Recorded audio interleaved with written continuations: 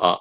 So ngayon, pero ang pinakamatindi doon kanina, na naging laman talaga ng mga balita, si Marcoleta, mga kabunyog. Nagkalat na naman si Rodante Marcoleta. Oh. Imaginein mo ba naman, sabihin mo sa harap ng media, press con, sasabihin mo sa harap ng media, ang totoo, kayong mga media, karamihan sa inyo, mga bayaran. Ganon. Imagine mong kabastusan yan, mga kabunyog, mga kababayan. Ah, mabuti nga mayroong media sa inyo doon na umattend pa sa press con nyo. Oh, at least may media pang nandun. Tapos lalastadahan mo lang, sasabihin mo na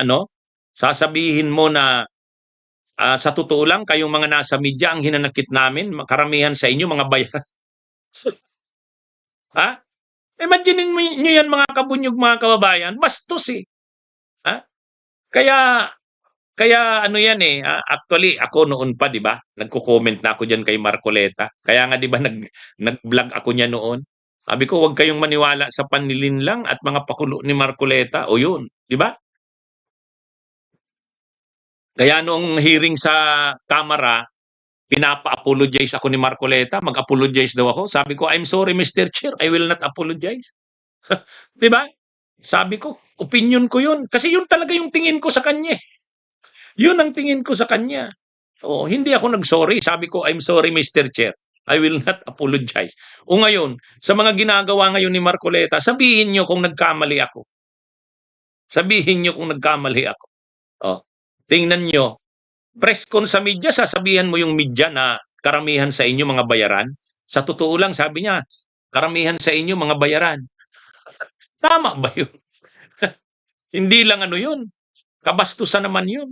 Mabuti nga, kahit papano, kino-cover pa rin kayo ng media o may medyang nandun kahit papano nagtiyaga pa.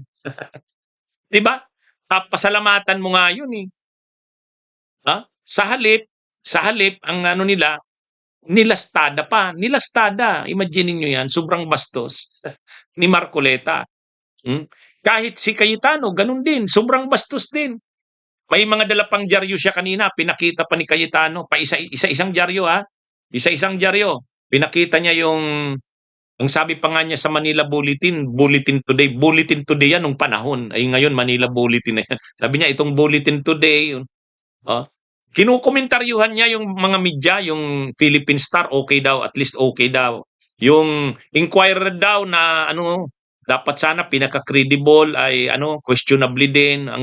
Ang gusto niya kasi, dapat daw ang coverage o yung coverage ng nangyari kahapon, dapat nandun daw siya. O malaking letra Cayetano, siya pa rin ang Senate President.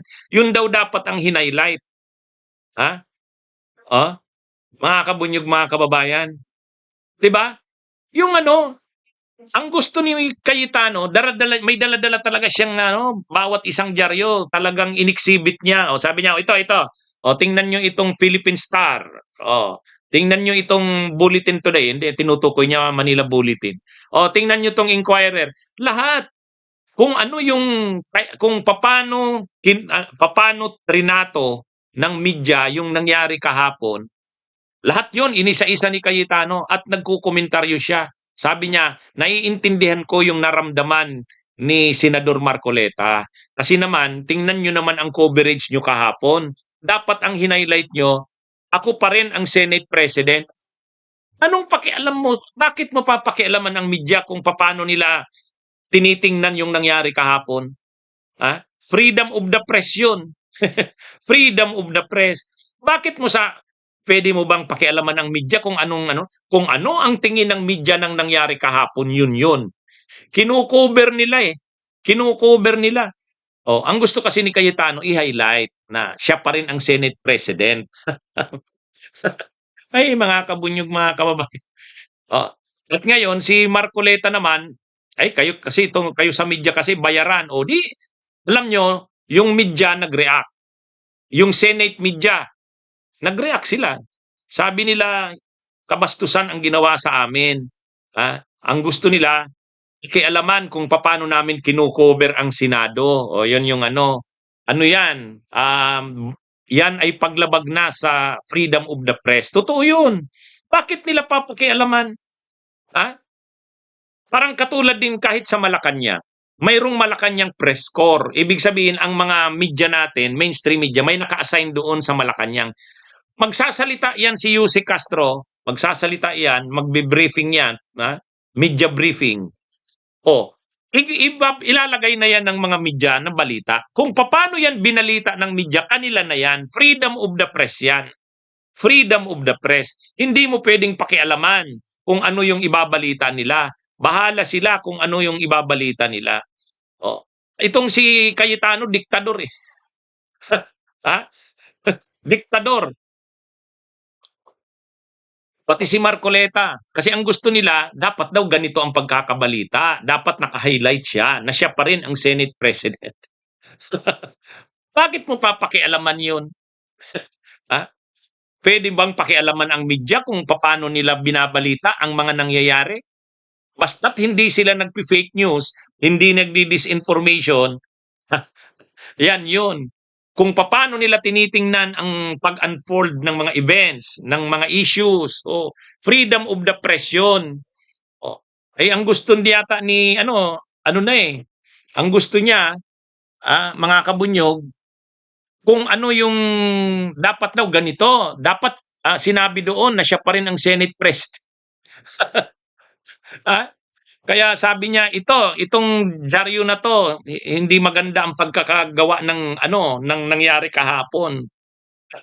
Ay, mga kabunyog, mga kabayan. Yan si Cayetano at yan si Marcoleta.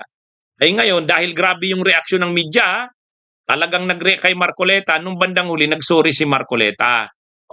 Sabi ni Marcoleta, sorry, hindi ko naman intention yun. Yun, nandyan na naman. Sabi ni Marcoleta, hindi niya naman daw intention yun. Mga kabunyog. Pasensya na po kung ako ay nakapagsalita ng ganon. I did not mean it. Ay, mga kabunyog. Yan kasi, yan ang problema sa inyo, itong grupo ninyo dyan, Cayetano, Marcoleta, Pia Cayetano, Amy Ay, mga kabunyog, mga kababayan. Kaya yung sinasabi niya ni Cayetano na ginagawa daw nila yon dahil yan daw ang duty nila sa sambayanan at sa konstitusyon, yan daw ang gusto ng Diyos. Kung ang ginagawa nyo ay para sa bayan, para sa kagustuhan ng Diyos, bakit nagrereklamo kayo ng ganyan? Di ba? Di ba? Ay, mga kabunyog, mga kabayan. Okay, magandang araw sa inyong lahat, mga kabunyog. Salamat din sa inyo. Bunyog, bunyog, halikan na kasama ka. Bunyog, kapag buklod ay may pag-asa. Luzon, Visayas, Mindanao, isa ang pananaw. Sa bagong Pilipinas ang bunyog isisigaw. Bunyog.